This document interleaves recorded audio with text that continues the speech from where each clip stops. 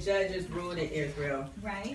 Severe famine came upon the land. So a man from Bethlehem in Judah left his home and went to live in the country of Moab, taking his wife and his 2 sons with him.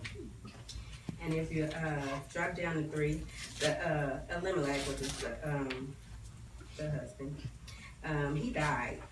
And then his wife Naomi was left with just the 2 sons. The 2 sons had married Moabite women, Orpah and Ruth. Then a couple of years later, the sons died. So her husband and her sons were gone, and she got word that it was good to go back to Judah. So she gathered up her daughter-in-laws, and she was on her way back to Judah. And then in verse 19, on the way, Ruth, the only one really decided to go. Orpah went back. She stayed in Moab. But so the 2 of them continued on their journey. When they came to Bethlehem, the entire town was excited by their arrival. Is that really Naomi? The women asked. Don't call me Naomi, she responded. Instead, call me Mara, for the Almighty has made life very bitter for me. I went away full, but the Lord has brought me back home empty. So I had this real good against all odds thing to say. I was going to tell you about my divorce, my being a single mother, going back to college, and God said, nope, that's not what you're going to talk about. I said, why? I know that. I can tell that when I can that down pat. And he said, because your roof season is over. Oh.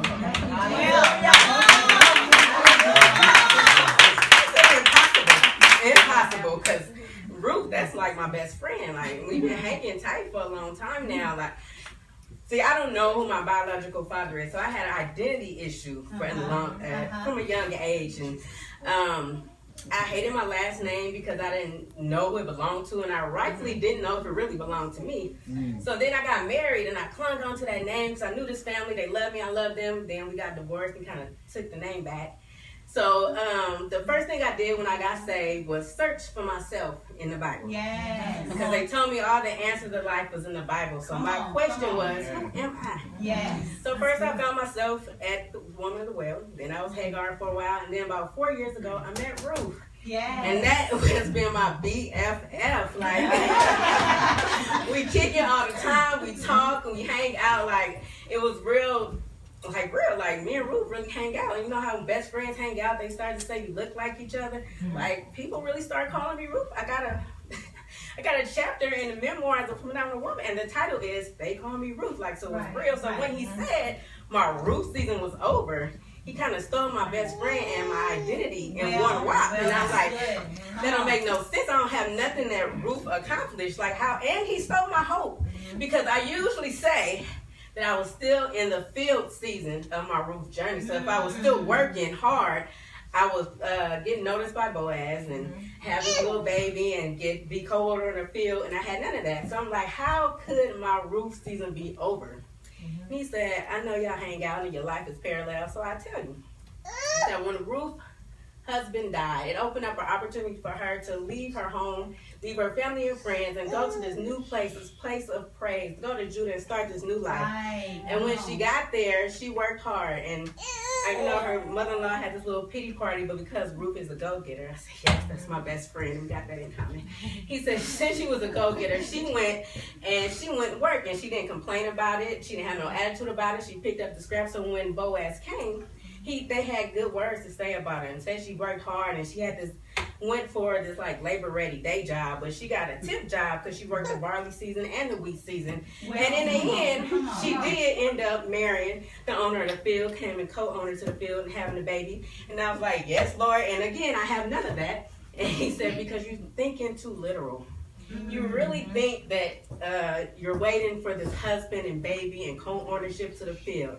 Mom. I am. Yes, I really am. He said, no, daughter, being noticed by Boaz and becoming his wife and having all those things is just recognition and reward for your hard work. And I promise you did that. Say, no, when? Where was I? I missed it. He said, okay. He said, when your marriage died. I said, oh. oh, blow.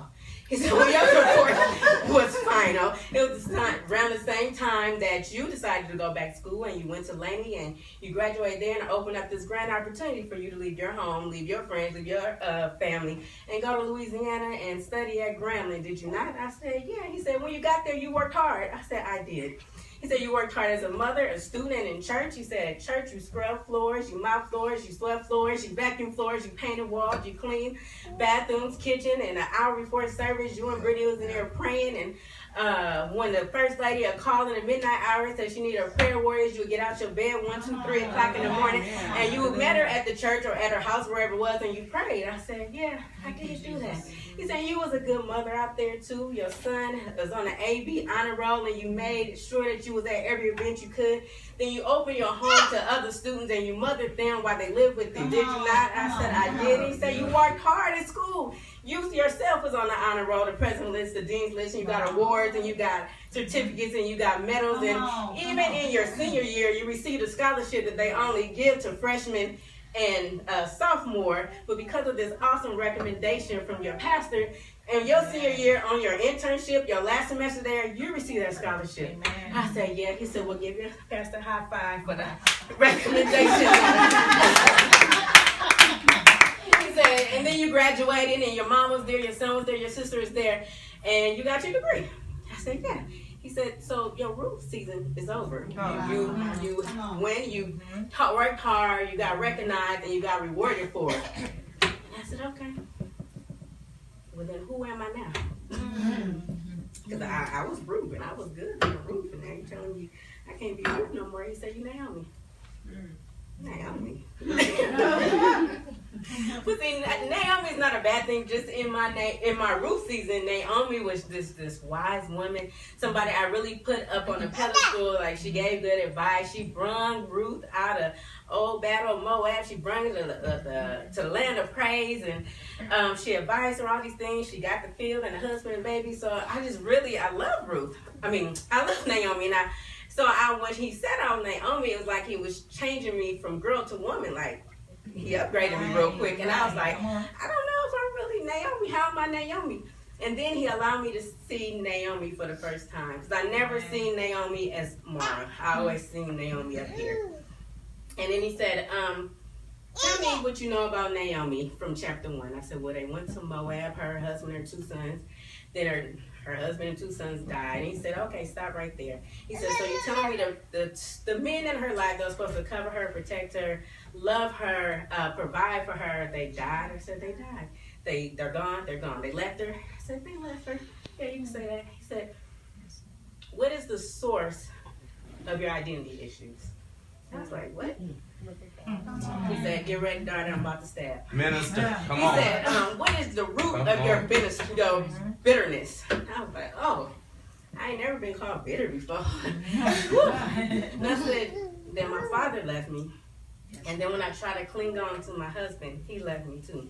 And he said, so the men in your life that are supposed to cover you, protect you, honor you, provide for you. It's not that they left you. I said, they left you. And I promise I seen Naomi for the first time.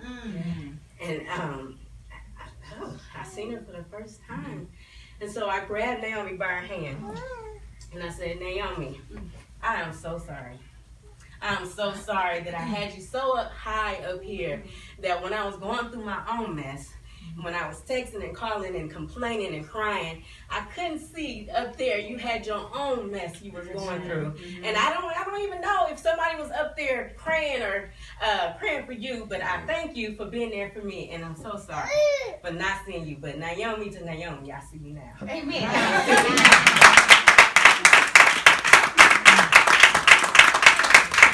So then he said, tell me about Naomi when she came back to Judah.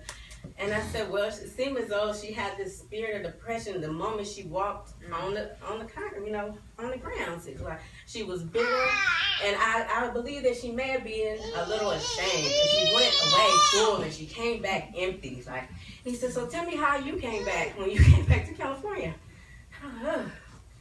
I guess I was a little bitter. I had a little depression on me because I had nothing either. I came back empty. I didn't have no car. I didn't have no place to stay. I didn't have no job. I didn't have no money. It was me and my son. And I was a little ashamed because even though I went away and accomplished everything I set out to accomplish, I came back seemingly with less than what I had. So I said, God, why would you do that? Come on. Why would you bring us back here to the place where you know that I got the haters, where I got them on, they out there just watching and waiting for me to fall. Why would you bring me back here empty? He said, I wouldn't do that to you, daughter. He said, go to chapter 4 and tell me the last thing that they say about Ruth. Back to Ruth. It says, so Boaz took Ruth into his home, and she became his wife. When he slept with her, the Lord enabled her to become pregnant, and she gave birth to a son. He said, okay, what happened next? I said, then the women of the town said to Naomi, praise the Lord. He said, stop right there. He said, I was like, yeah. He said, Lord, can't believe you graduated from grammar. He said, you don't get it. I said, I don't get it. He said, read it again. Okay. So Boaz took Ruth into his home, and she became his wife. When he slept with her, the Lord enabled her to become pregnant, and she gave birth to a son. Then the women of the town said to Naomi, praise the Lord. He said, do you see that period after son? I said, I do. He said, that means the end. I said, it does. He said, right there where Ruth's story ends. It's right at the same moment that Naomi's blessings begin.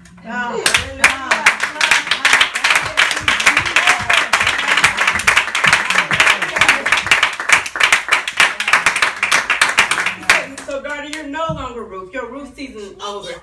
I want you to get the blessings of Naomi. And he said, I have changed your name. And when I change your name, it comes with a new identity and a promise of a blessing to come. And he said, if you don't believe me, ask Abraham. He said, I changed his name and I made him a father of many nations. Then ask Sarah. I told her she would bore a son named Isaac, and she would become the mother of many nations. And when I got to Jacob, I changed him to Israel, and I told him he would too be a great nation, and his descendants will be of kings.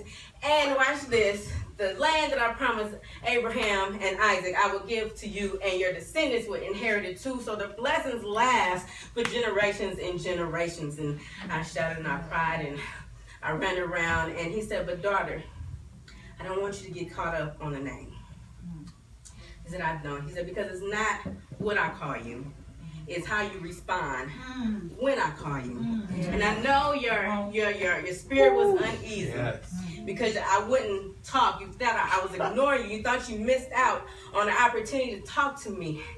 But he said, when I called your name, your initial response was yes. Yes. And I was satisfied with your yes. And there was nothing else left to say. So against all odds, they're going to